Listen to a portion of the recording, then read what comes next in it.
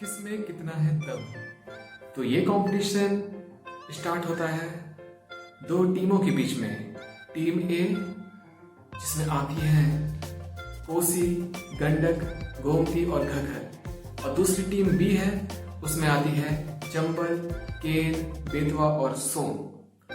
ये दो टीमों के बीच में होती है रेस, और ये रेस का आयोजन और किसी ने नहीं किया बल्कि गंगा और यमुना ने मिलकर किया है। तो एक बार की बात है, गंगा और यमुना ने सोचा कि चलो आज पता लगाया जाए कि किस टीम ने गंगा नदी में ज्यादा जल का कंट्रीब्यूशन किया है। तो गंगा नदी को यह विचार अपने दो नदी तंत्रों से आया, जो था सिंधु नदी तंत्र और ब्रह्मपुत्र नदी तंत्र। सिंधु नदी की जो भी सहायक नदियां थी उसको देख के लगा कि ये तो काफी बहुत सारी नदियां हैं जो सिंधु नदी के साथ मिलती है और एक सिंधु नदी तंत्र बनाती है, जिसमें सतलज, व्यास, रावी, चिनाब और झेलम नदियां आती हैं। उसी से गंगा नदी को विचार आया क्यों ना मैं भी कंपटीशन लगाऊं और पता करूं कि कौन सी मेरी सहायक नदियां मेरे पास ज्यादा जल लेके आती है। तो स्टार्ट होता है ये रेस, जिसका नाम था किसमें कितना है दम। तो टीम ए ने बहुत भरकस प्रयास करते हुए हिमालय के पहाड़ियों को छोड़ते हुए नदियों को कटाव करते हुए तीव्र गति से अपने साथ अवसाद बहा के वो लेके आई और गंगा नदी में मिल गई। वहीं दूसरी तरफ टीम बी, जो कि चंबल, केन, सोन, बेतवा थी, वो मध्य उच्च भूमि से निकली और धीरे धीरे आगे बढ़ती रही। अब आखिरी में जब ये गंगा के पास मिली और गंगा नदी अपने अंतिम स्वरूप बंगाल की खाड़ी में पहुंची, तब वो असमंजस में रह गई कि किसने जीत हासिल की, किसने ज्यादा मात्रा में पानी लाया, कौन विजयी हुई, टीम ए या टीम बी। उसने यह जिम्मेदारी ब्रह्मपुत्र के ऊपर छोड़ दी कि ब्रह्मपुत्र आप निश्चित कीजिए कि कौन टीम जीती।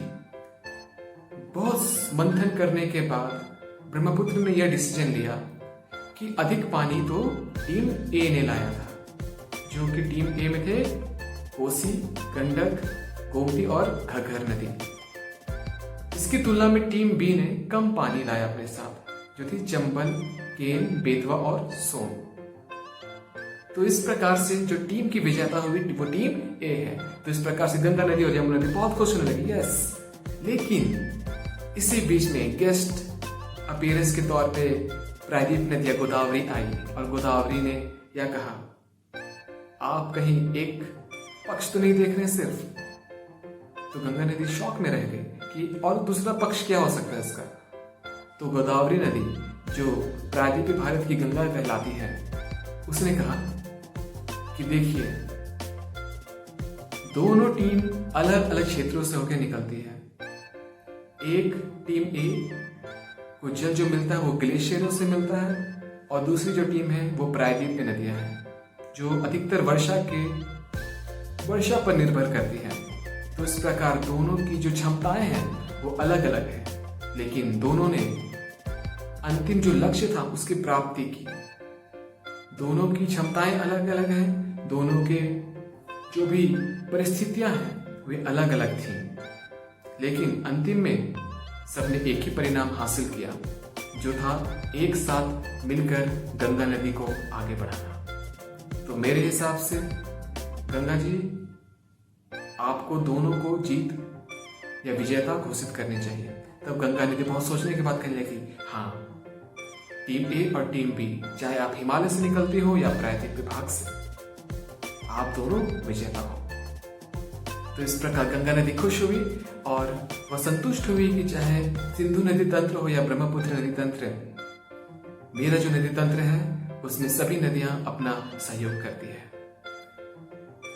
तो मेरे विद्यार्थियों, इससे हमें यह सीख मिलती है कि विद्यार्थी होता है, बस फर्क सिर्फ इतना है कि क्या आपने मेहनत की, क्या आपने कोशिश की। तो आप सभी को, हम सभी को कोशिश, प्रयास करने की आवश्यकता है। और जब भी हम अपने कर्म करेंगे तो जो हमारा विश्वास है वो पूर्ण हो जाएगा, क्योंकि बिना कर्म के विश्वास अधूरा है। तो जो भी हमारे विद्यार्थियों का एग्जाम शुरू होने वाला है, मैं आप सबों को बधाई देता हूं कि आप सभी जो भी अभी परिश्रम कर रहे हैं इसी प्रकार से जारी रखिए। और जो अंतिम लक्ष्य है नदी का, कि अपने समुद्र में मिल जाना, उसी प्रकार आप भी अपने जो अंतिम लक्ष्य है शिक्षा का चरित्र निर्माण उसे प्राप्त करें। धन्यवाद।